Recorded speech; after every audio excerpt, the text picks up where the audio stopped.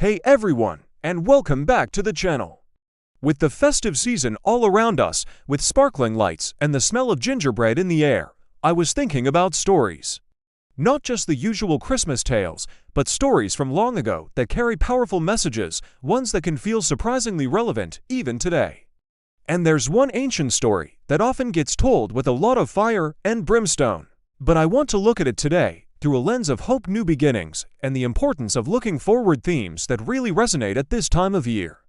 So, grab a cup of hot cocoa, get comfy, and let us journey back to the story of a man named Lot and the cities of Sodom and Gomorrah. Now, imagine two beautiful cities, bustling with life, nestled in a lush, green plain. This was the world Lot lived in.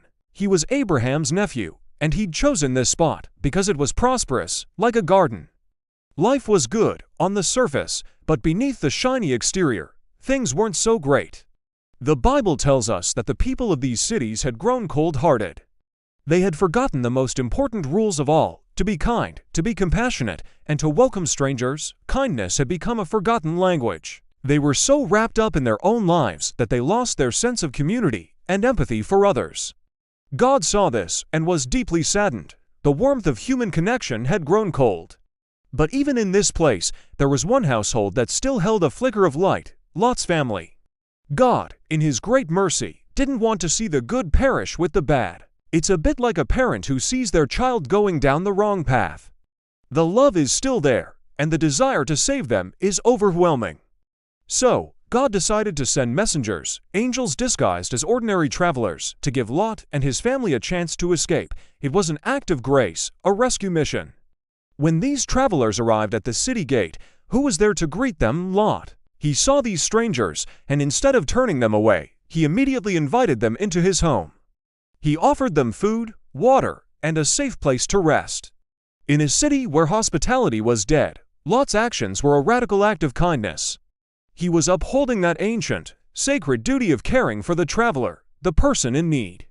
He didn't know they were angels, he just saw people who needed help, and his heart was open. This simple act of welcoming them set in motion a chain of events that would change his life forever. It showed that, even in the darkest of places, a single flame of goodness can shine incredibly bright.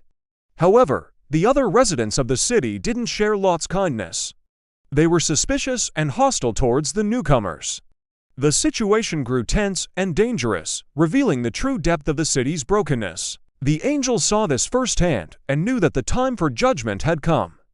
They revealed their true purpose to Lot. They told him, "The city is beyond saving. But you and your family, you have a chance. Gather everyone you love and get ready to leave.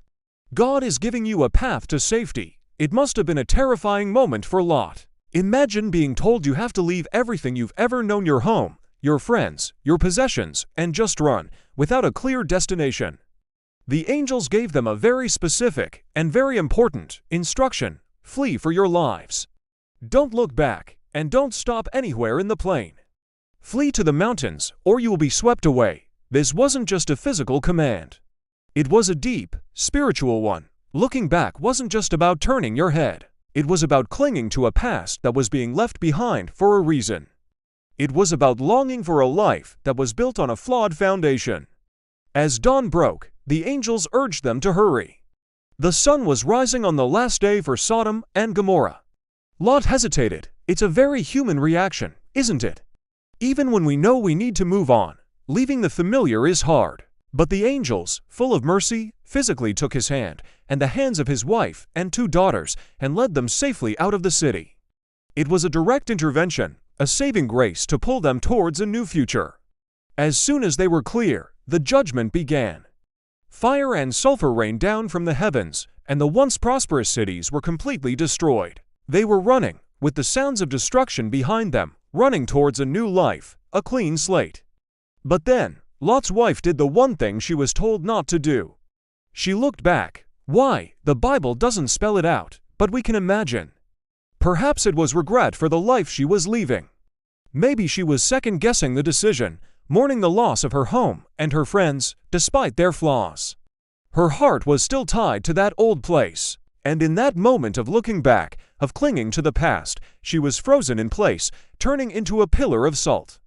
It's a heartbreaking moment in the story. It serves as such a powerful symbol. It's a lesson about the danger of letting our past hold us hostage. When we are offered a new beginning, a chance to move forward, we have to embrace it fully. We have to trust that the future we are running towards is better than the past we are leaving behind. Dwelling on old hurts, old ways of life that weren't serving us, or old comforts that were ultimately destructive, can paralyze us. It can stop us from reaching the safety and the new life that's been prepared for us. So, what does this ancient story have to do with the Christmas season? Well, this time of year is all about new beginnings. It's a celebration of a miraculous birth that brought new hope and a new covenant of love and grace into the world. It's a time when we reflect on the past year and look forward to the next. We make resolutions, we hope for better things, we strive to be better people. The story of Lot is a powerful reminder to not get stuck. It encourages us to have the courage to leave behind the Sodoms in our own lives, whether they are bad habits, unhealthy relationships, or negative mindsets. It's a call to be like Lot, who, despite his hesitation, ultimately trusted and moved forward. And it's a caution to not be like his wife, who let her attachment to a broken past prevent her from reaching a new future. God was offering them a future, a lineage, a chance to start over. Two of them took it, and one of them couldn't let go. This season, as we're surrounded by family and thinking about what's to come, let's remember the importance of looking ahead. Let's embrace the new beginnings offered to us, have faith in the path forward, and leave behind what needs to be left behind. It's about accepting the grace of a fresh start. Thank you so much for joining me for this story today.